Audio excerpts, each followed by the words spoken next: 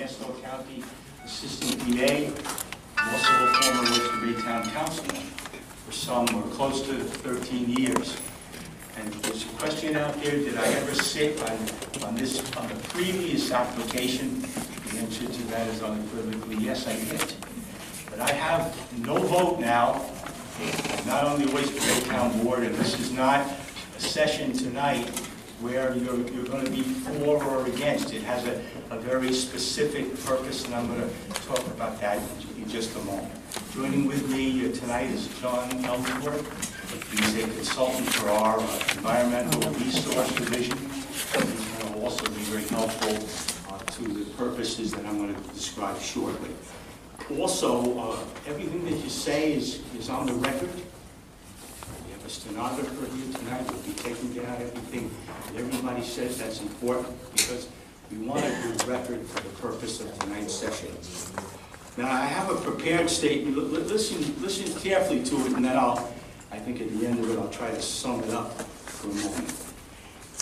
Tonight's public meeting is being conducted by the town of Oyster Bay to receive draft comments on the draft scope for the draft environmental impact statement, or DEIS.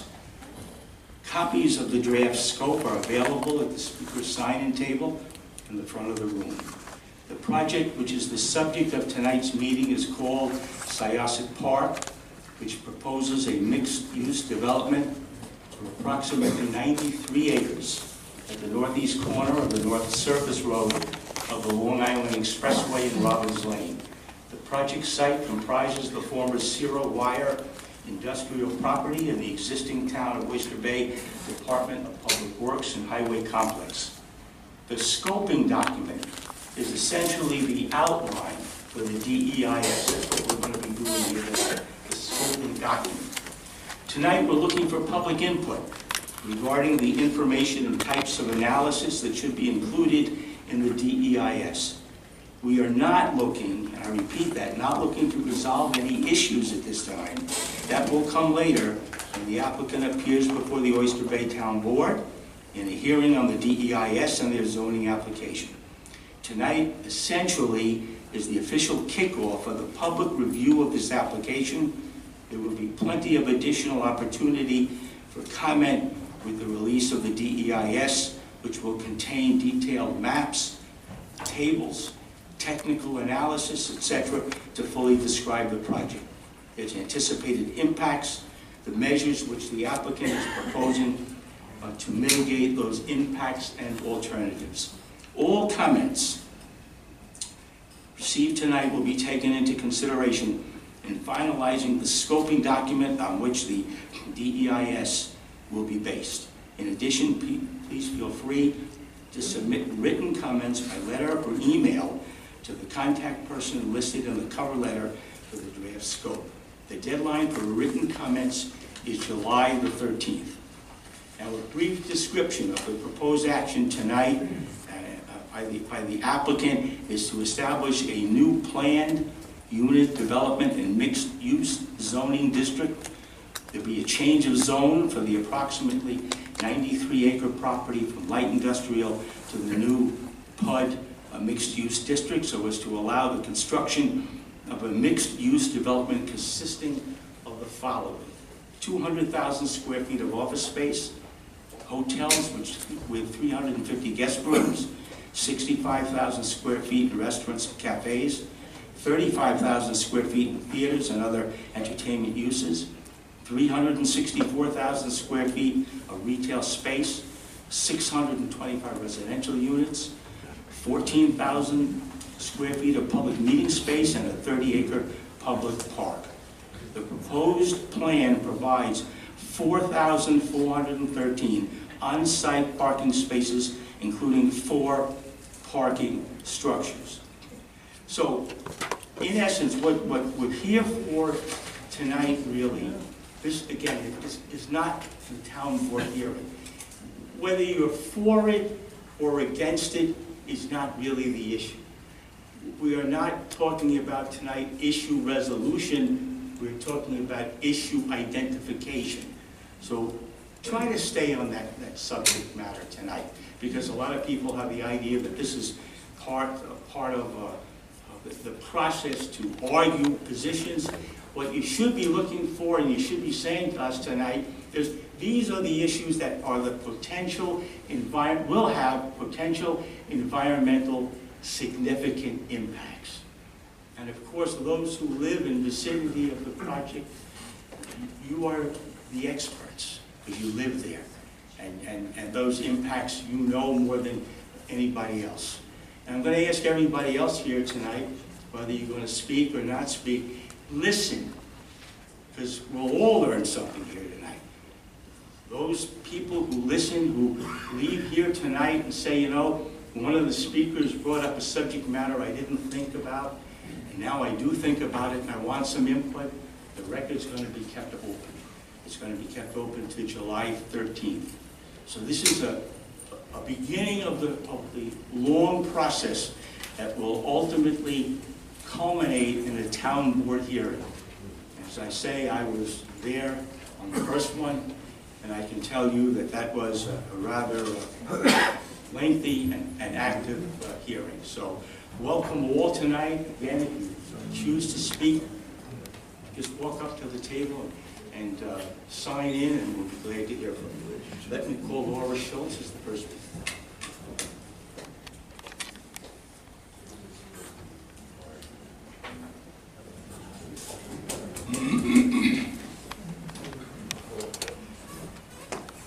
Laura Schultz, good evening.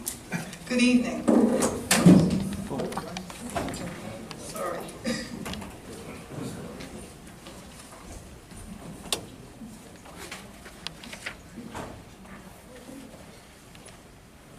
I'm Laura Schultz. I am president of Residents for More Beautiful Syosset. The Syosset Park EIS needs to include a study of this mega project's impact on the Syosset Long Island Railroad Station.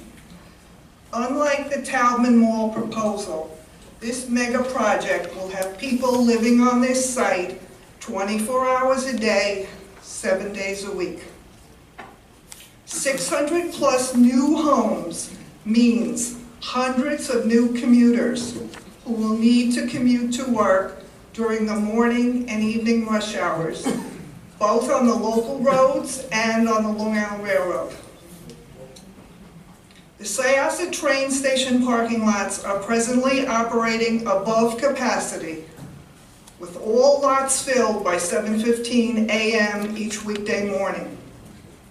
After that time, the resulting parking nightmare spills over into the residential community, both north and south of the train station, with commuters frantically searching for parking on our residential streets.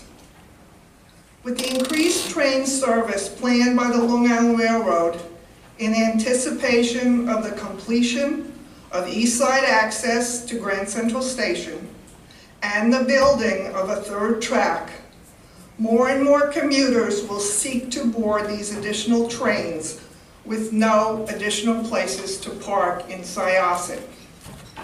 Therefore, Residents for More Beautiful Syosset request that the subject area for the EIS be expanded north of Jericho Turnpike to include all of Jackson Avenue and all of the downtown Syosset roads, including Underhill Boulevard, Berry Hill Road, Split Rock Road, and Cold Spring Road. In addition, we request that the subject area be expanded to include the Syosset train station and its parking lots, both north and south of the train station, as well as the Jackson Avenue Long Island Railroad crossing. Finally, we ask that the EIS explore the possibility of eliminating the Jackson Avenue and the Robbins Lane at-grade railroad crossings, as well as the possibility of reopening the Landia train station, which was once located between Jericho Turnpike and Robbins Lane. Thank you very much. Thank you, Laura Schultz. Excellent subject matter, right on topic here tonight. Robin Grossman.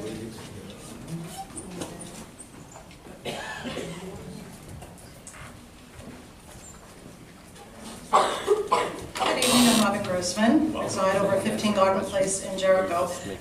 I'm not as eloquent as Laura, because I didn't think I'd be up here like this. But I do have a few questions, a few statements I should say, and I did do my homework.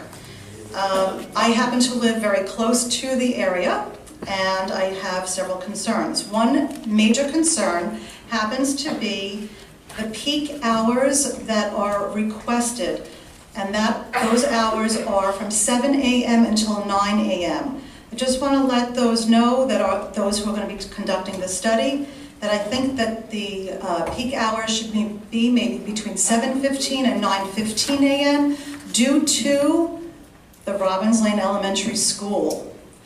School begins at 9:15 and the buses start arriving between 9 o'clock and 9:15, as well as drop off and whatnot.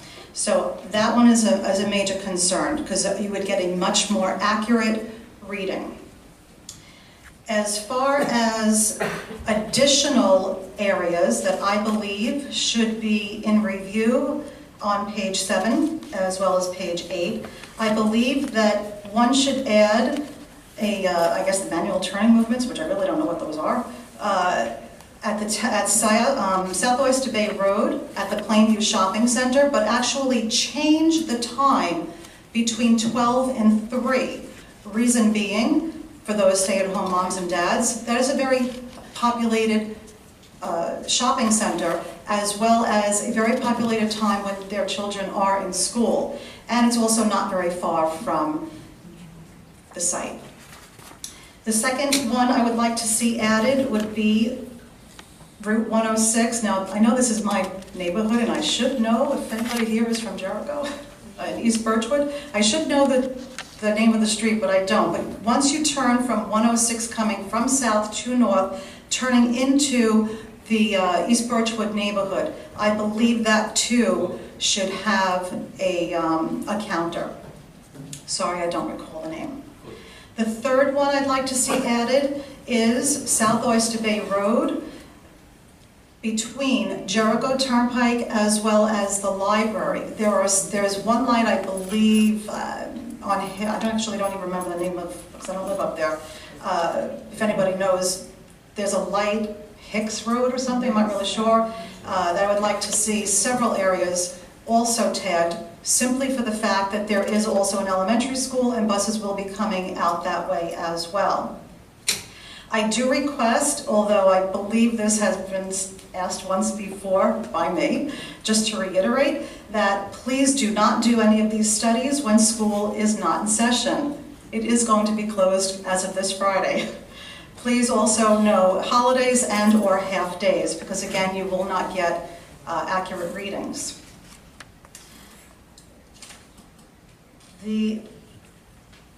I'm a very anal person, so I just want to say on page 11, when you are talking with respect to demolition and construction, one of the bullets, 1, 2, 3, 4, 5, bullet point number 6, the number of construction workers to be on site by phase, etc., etc. I think that it might be wise to inform some of the local businesses, especially the fast food as well as regular restaurants, so that they can actually accommodate all of the influx of people coming in to help with staff to get them back on site, as well as their delicious eats.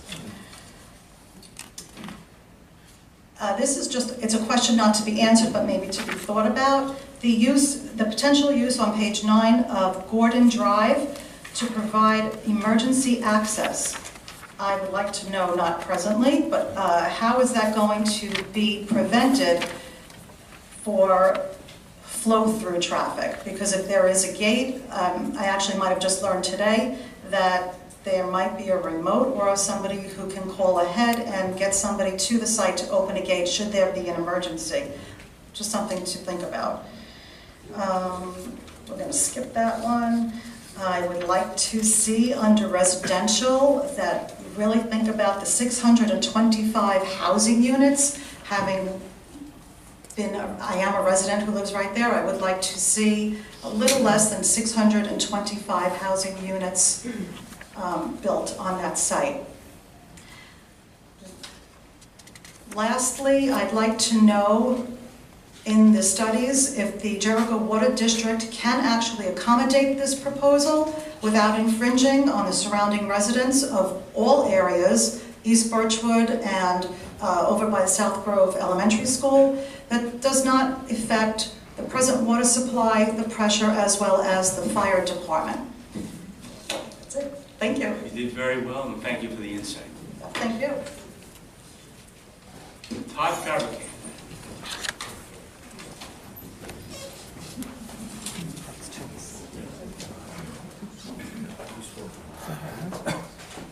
Thank you, Mr. Councilman. Todd Fabricant. I am chairman of the Serial Wire Coalition and have been for over 20 years.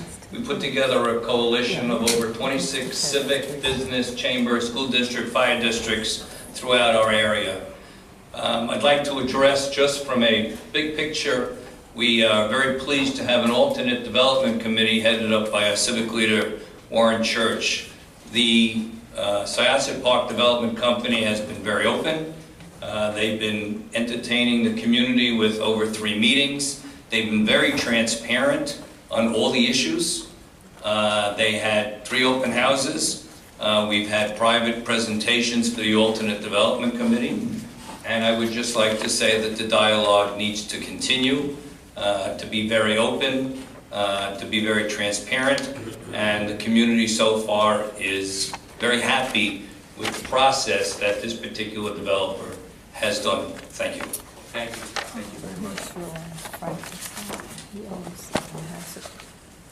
Bob Fryer?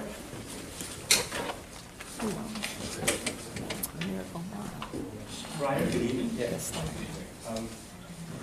Are you just looking for statements from us, or can you answer questions? Well, statements, and you can put them in the form of questions that will be answered at some point later on, because they will, needless to say, I'm sure, be tied to issues that should be looked at. Okay.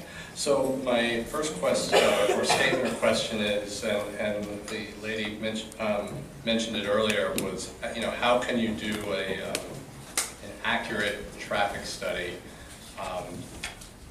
without the residents living there, and come up with what the actual traffic patterns and congestion will be.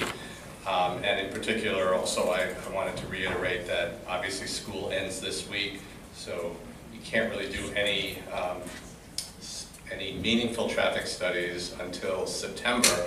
And then also remember, in September, you've got several holidays, school holidays in September as well. So if they're going to be doing it for, I think it said 7 days in a row, you need to take that in consideration, because I think, when school starts, like each of the first 3 weeks or something like that, there's not full weeks, yeah. And then the other thing, I guess this doesn't really touch on the environmental piece, but you're right across the street from an elementary school, and I just would want them to consider, one, anyone who's working there needs to have visible proper identification, and hopefully do proper background checks, and precautions need to be taken to make sure that no one who is working and building the project should ever wander onto school grounds. And then just my other question, and just because it's on this sheet, is commitment to work with Syosset School District for improvements to benefit the district. I'd like to know what that means. I'm sure that they'll expand upon that. It's a question, a good question. And Bob, thank you for your input. Thank you.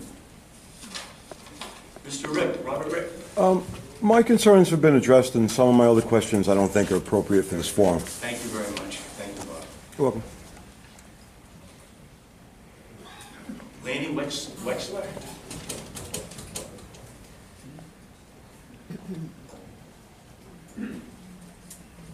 Yes, hi. I'd like to speak in support of the first speaker, Professor Syosset.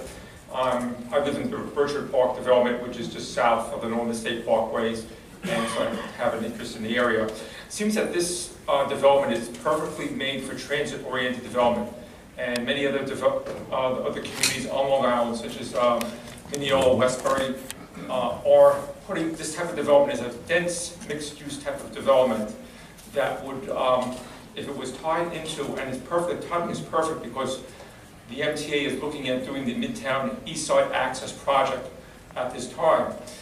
So as a transit-oriented development, it will be of great value, I think even to the developer, to have the community basically self-contained.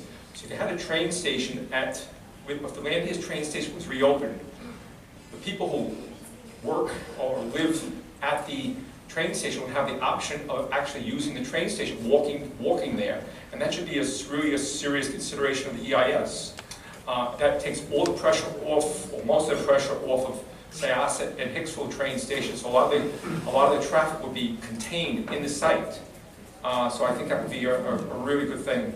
Also, at this time, also the grade separation crossing, because if trains are stopping there, of course, there's going to be some downtime in Robbins Lane, and that can create issues in itself. So I think with all that's going on now with the MTA, would be a good thing. The other thing would be pedestrian, creating sidewalks along Robbins Lane that don't exist now, that would tie into the community. They would actually benefit because there's probably people who live in the area who might not be able to drive to the station because it might be inadequate parking. That's what I'm saying, would be a train station for the community, but they could walk to the train station or bike to the train station. And lastly, it would be nice is there's in the Locust Grove, the southern area of Syosset, there's a deficit of parks. It's a nice to the community having some sort of park, something maybe like a swimming pool, or like they have at Syosset, Woodbury Park would be a good thing. But transportation, parking, transit-oriented development, I think the thing would sell like hotcakes, and you attract younger people. So that's what I wanted to say. Thank you for your input. Appreciate it. Good idea. It's okay. Teresa Walsh.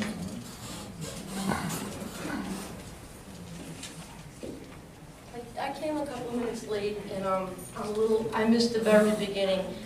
Is this about the property itself of the development, or is this about the zoning change? Well, it's really about the potential and significant environmental impacts of the project.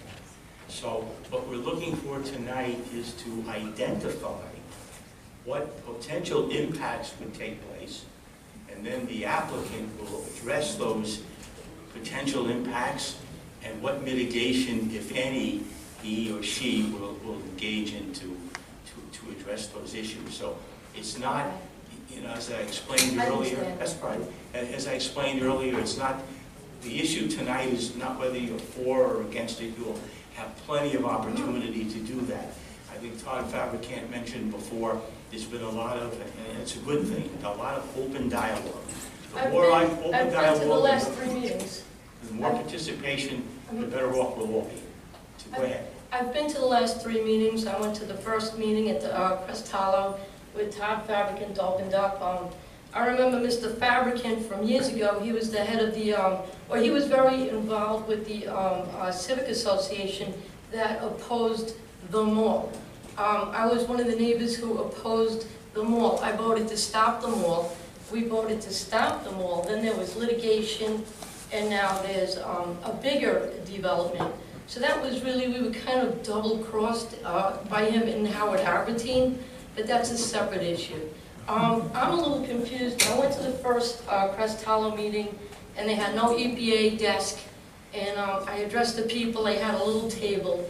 And I asked the gentleman where they were from. I said, cancer is a big problem. I lived there over 21 years, and I had breast cancer. I did a study. It's on the internet. I talked to hundreds of people. There's a very heavy cancer cluster.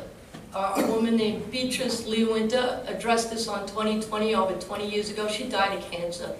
And this was something that was supposed to be looked into.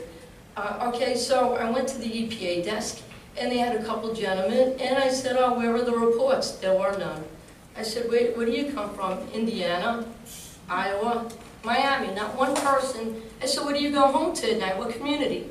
Not Long Island, okay? The next meeting I went to, and then the next meeting I went to, Rob Ripp attended the 3rd meeting at June 15th at the Milleridge, okay? He noticed, and I noticed, I raised my hand to talk about the cancer because I had cancer.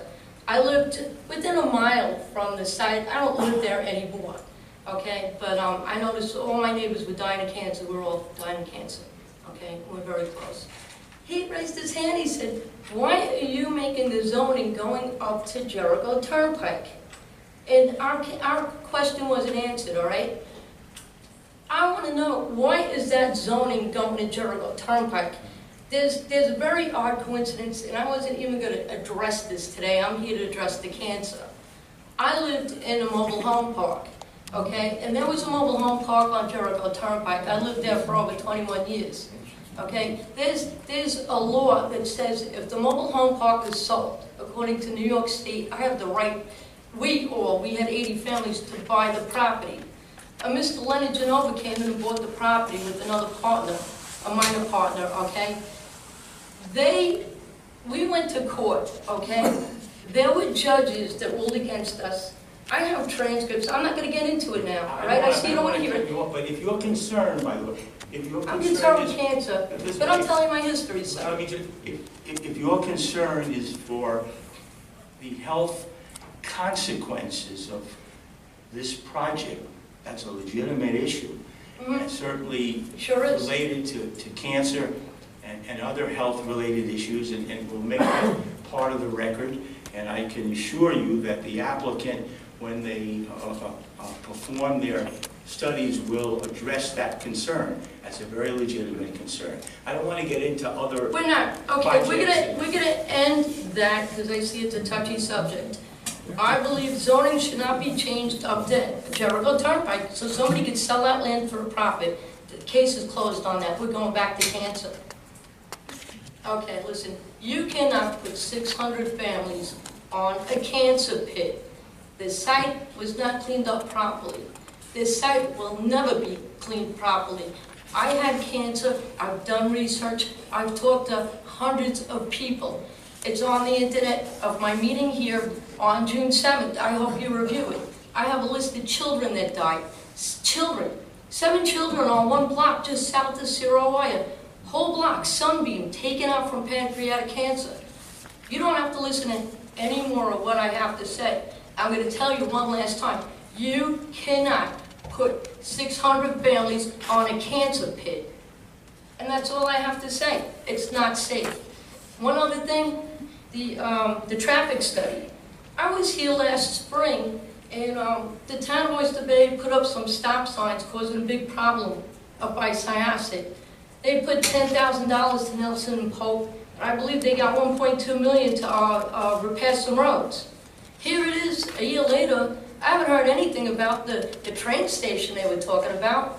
But one thing I noticed at the Millridge meeting, they needed an impact study of the same thing. Are they using that $10,000 for the Syosset Park development? And are they using that 1.2 million grant for the roads up by Syosset Park development? I have concerns. This is very... That's another issue that I think there's a lot of issues here, and I think you have a lot of problems, sir. Okay, thank you for your input. I appreciate it. Eric Alexander, sorry. 7 children died of one block. Eric, good evening. Hi, my name is Eric Alexander, Director of Vision Long Island. We're not from the Syosset community. Our office is up in Northport. Just wanted to make a couple comments for the scoping.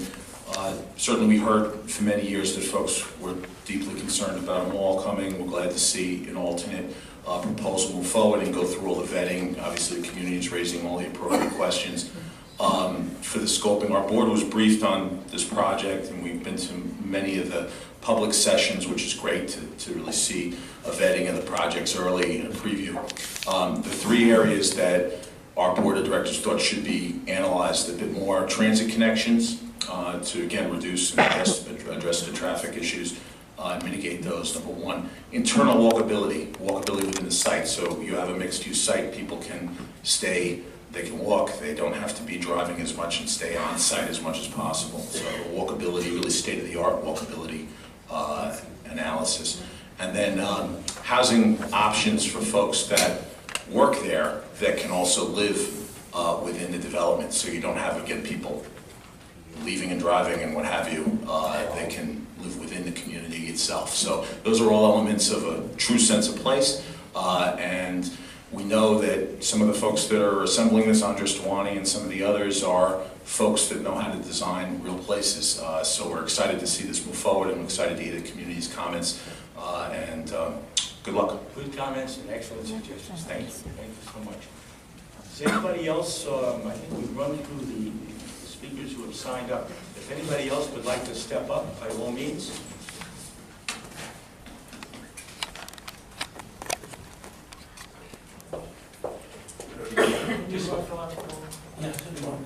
Okay, just say your name and... My name is Harvey Cohen. I live in Syosset. I'm just wondering how this project can be considered alone when they're building a project on Old Country Road that's going to also contribute to additional housing. If the study for the town of Oyster Bay should include both projects. Just be more specific, the project you're referring to on Old Country Road, located where? Country Point. Country Point. Country Point, okay. I mean, you're talking a number of hundreds of housing units. That traffic should be considered on this project. Those people will park in Syosset, Hicksville, and you'll have Old Country Road backed up also. A more global view of Right, traffic. exactly. Okay. Thank you, Harvey. Thank you very much. Anybody else tonight that wishes to speak? Again, the record is going to be kept open, so if a week from now you think of something that you'd like to get some input on, you think it's relevant, probative, by all means, write us, email us, and we'll be glad certainly to make it part of it. I didn't have to say your name. Hi, I'm Peter Goodman, live in Syosset. Just one comment, observation.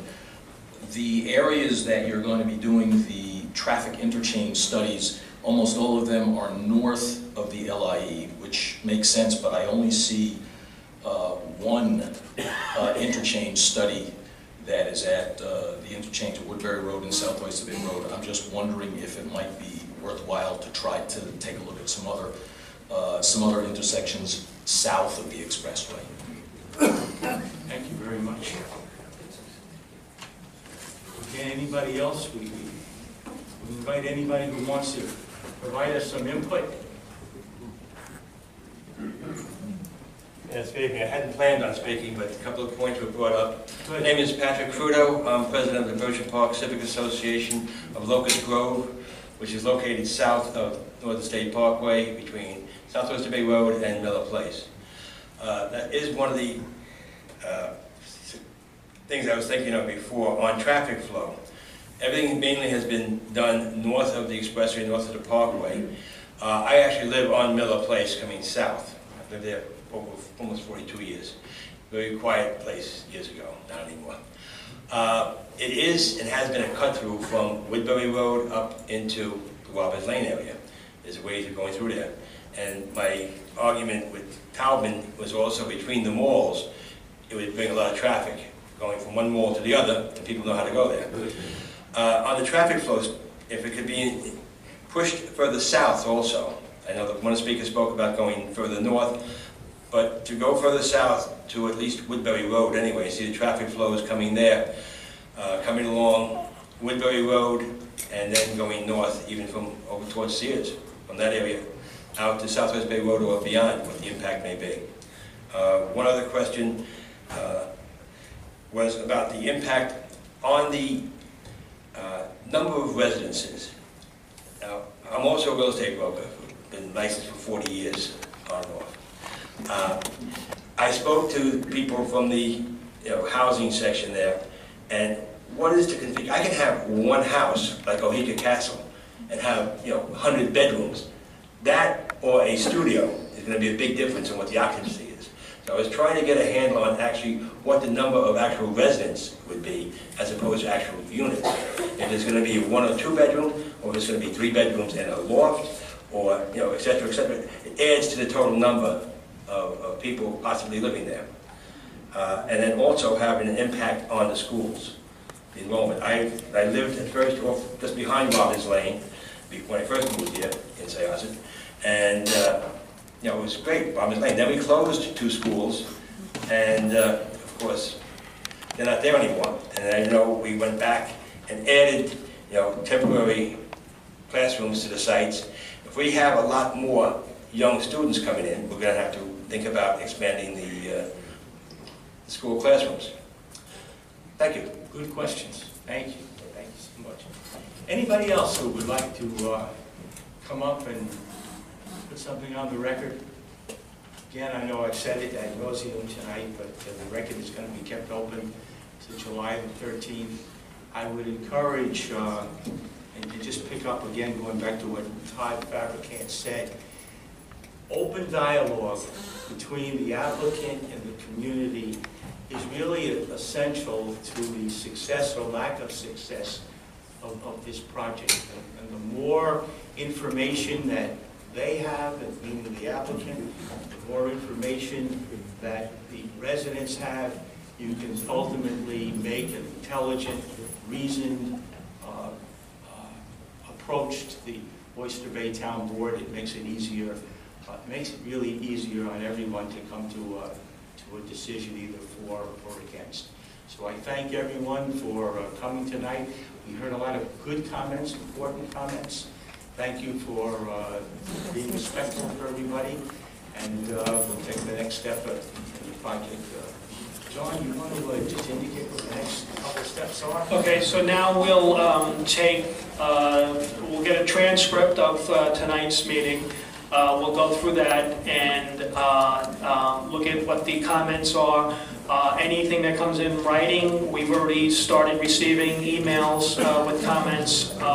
Up at the front table, again, are copies of the draft scope. If you already have a copy of the draft scope, or you can get it online, there's a single sheet that has the contact information. Up until July 13th, you can send an email, you can send a letter. All of that will be taken into consideration to take the draft scope and add issues, analysis as appropriate to what has to go into the draft environmental impact statement. So after July 13th, we'll come up with a final scope. The applicant will go off and write the environmental impact statement. Eventually they'll finish it and they'll submit it. It'll undergo review by the town. There'll probably be a back and forth before it's presented to the town board for their acceptance, and then at that point they'll have the public hearing on both the draft environmental impact statement and on the proposed project zoning. Ladies and gentlemen, get home safe. Thank you. It wasn't really, like, I didn't know what it was going to be, but it was good to come because now you at least have a layout of the procedure.